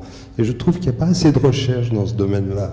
Je trouve que les approches techniques, manuelles, même les massages très simples, où il y a toutes sortes de systèmes qu'on n'a pas assez stimulés. Il y a peu de recherche dans ce domaine-là. La recherche, elle va seulement à travers des produits qui vont faire du business, etc., plus la chirurgie. Bon, d'accord.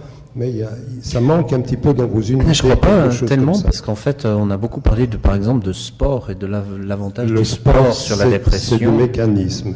Le sport, je suis désolé, le sport, c'est pas un niveau. On va laisser le spécialiste répondre à votre question. On peut aller beaucoup plus loin que ça. Tout le monde connaît le sport, mais il y a des dépressifs dans le sport. Non, alors par rapport à la méditation, c'est vrai que c'est une approche qui est utilisée maintenant. On parle beaucoup de mindfulness ou de pleine conscience, et il y a des approches qui ont été développées en étant basées sur la méditation pour éviter les rechutes dépressives. Donc ça, c'est une approche qui fonctionne pas toujours, mais qui donne des résultats intéressants et qui est actuellement en train d'être étudiée assez largement et qui est une approche intéressante. Maintenant, les patients chez qui la kétamine a été proposée en injection, c'est quand même des patients qui ont des dépressions sévères et qui n'ont pas répondu à des traitements standards pour le moment. Donc ce sont des gens qui ont essayé différentes approches psychologiques ou médicamenteuses et qui n'ont pas répondu et qui montrent une réponse rapide, mais malheureusement pas assez durable avec la kétamine. On va traverser la salle, madame. Bonsoir. Bonsoir. J'aimerais savoir, par rapport aux dépressions, en fait, quand est-ce que le médecin peut dire qu'il s'agit justement d'une dépression réfractaire à tout traitement? Est-ce que c'est par rapport à un traitement qui est long? Est-ce que quelqu'un peut se dire guéri d'une dépression parce qu'il n'a plus besoin de prendre de traitement chimique? Est-ce que c'est parce que la personne a essayé, bien sûr avec prescription médicale, plusieurs molécules chimiques et que finalement on en arrive quand même à un état dépressif qui demeure, qui implique des arrêts de travail répétés? Quand est-ce que on peut définir, parce que c'est pas du 2 + 2 = 4 non plus, quand est-ce qu'on peut dire que la dépression est sévère et réfractaire à tout traitement? Merci. Alors pour pouvoir dire que la dépression est légère, modérée ou sévère, là on se base sur l'intensité et le nombre des symptômes, donc ça c'est relativement facile. Pour dire qu'elle est réfractaire ou résistante, il y a différentes manières d'évaluer qui ont été mises au point, mais en général on considère qu'il faut au moins 2 traitements antidépresseurs à dose efficace et pendant au moins 6 à 8 semaines, en général un peu plus, qui n'ont pas été efficaces, pour dire que la personne ne répond pas au traitement. Donc c'est au moins 2 traitements bien menés, sans réponse, ou avec une réponse très faible. Chimique. Souvent il y a une approche psychologique qui est associée. Et ça vous permet de dire que la dépression est résistante. Alors on va prendre encore 2 questions, tout là-haut. Oui, bonsoir, s'il vous plaît. On se demande si ces nouvelles recherches ouvrent des nouveaux espoirs pour les cas d'autisme. Simplement. Alors où on en est de l'autisme? Pardon? Dans le traitement de l'autisme. Oui.